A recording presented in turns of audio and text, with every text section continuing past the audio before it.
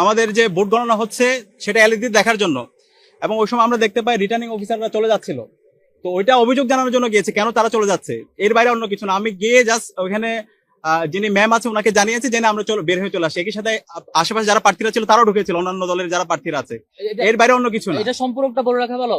বেশ কয়েকটা সেন্টারে এটা ঘটেছে যে শিক্ষক, একজন সাদা দলপন্থী শিক্ষক, তিনি বলছেন অন্য শিক্ষকদেরকে যারা এখানে আছেন যে আপনারা তো সারাদিন কষ্ট করেছেন, এবারের মতো চলে যান, আমরা আছি তো, আপনারা থাকতে হবে না। অর্থাৎ তিনি একটু পরিবেশ তৈরি করার চেষ্টা করছেন অন্যদেরকে পাঠিয়ে দিয়ে।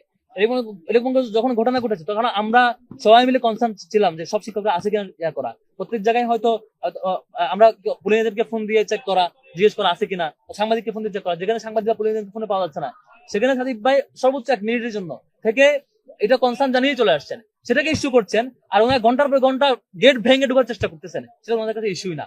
আর বিসি স্যারের সামনে টেবিলের চাপড়ে হুমকি দিয়ে কথা বলতেছেন, এটা ইস্যু না। শিক্ষকদেরকে হুমকি দিয়ে এক প্রকার মনে হচ্ছে ব্যালট বক্স চিন্তা করে মনে হয় রেজাল্ট ওনারা দিয়ে দিতে যাচ্ছেন।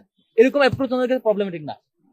বিচার শিক্ষার্থীদের কাছে দিব, শিক্ষার্থীরা এটা বিচার করবে তাদের ম্যান্ডেটের মধ্য দিয়ে, আগামী দিনের সাপোর্টের মধ্য দিয়ে, মতামতের ভিত্তিতে এবং তাদের সামগ্রিক সমর্থন যোগানোর মধ্য দিয়ে শিক্ষার্থীরা এটা দেখবে। আমরা প্রথমে শ্রদ্ধার সাথে স্মরণ করছি আজকে আমাদের একজন সাংবাদিক বন্ধু তার কাজ পেশাদারিত্ব কাজ করতে গিয়ে ইন্তেকাল করেছেন।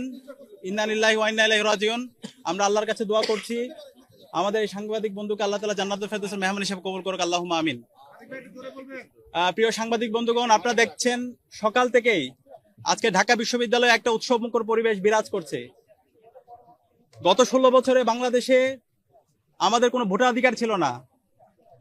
জুলাই বিপ্লবের মাধ্যমে আজকে আমরা রাজনীতি পেয়েছি এবং আজকে ক্যাম্পাসে চমৎকার একটা গণতান্ত্রিক পরিবেশ নিশ্চিত হয়েছে।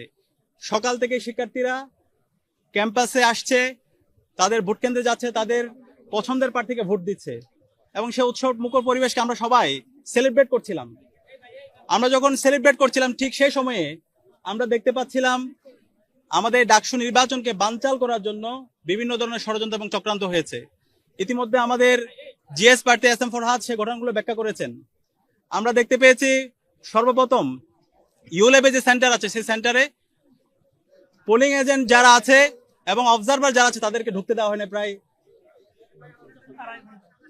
প্রায় হচ্ছে 1.5 ঘন্টার মতো। এই সময় ওখানে কি হয়েছে সেটা আমরা জানি না, প্রায় 2.5 ঘন্টার মতো। এরপরে আমরা 21 হলের আমরা দেখতে পেয়েছি স্টাফদের কারচুপি। একই সাথে আবার টিএসসির যে সেন্টার সেখানেও আমরা কারচুপি দেখতে পেয়েছি। আমাদের অবস্থান পরিষ্কার, যারা নির্বাচন বানচাল করতে চায় তাদের বিরুদ্ধে বিশ্ববিদ্যালয় প্রশাসনকে ব্যবস্থা নিতে হবে, তাদেরকে অ্যারেস্ট করতে হবে, তাদেরকে থানায় দিতে হবে এবং তাদেরকে যারা নির্দেশ দিয়েছে তাদেরকে খুঁজে বের করতে হবে। আমরা বিশ্ববিদ্যালয় প্রশাসনকে লিখিত অভিযোগ